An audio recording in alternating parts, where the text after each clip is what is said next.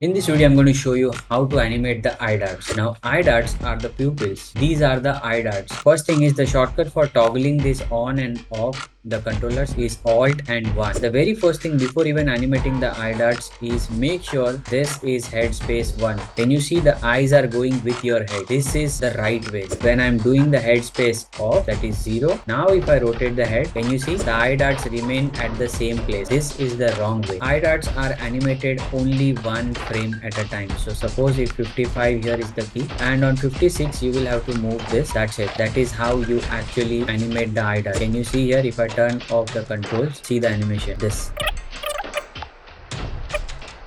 This is how the eye darts move. Sometimes it might happen that you need to make it 2 frames when the distance is too much. When the distance is more like this, it might happen that you can stretch it to 2 frames but not more than 2 frames. If it's more than 2 frames, it will look like a slide. One more thing is look at. Look at means where the character is watching. Suppose this is a character here. This pole is a character. If you have to make sure that the character is actually looking on that particular character, then what you have to do is go to that particular character's eyes and see from that perspective where are the eyes. Can you see these eyes are up? I can take it down.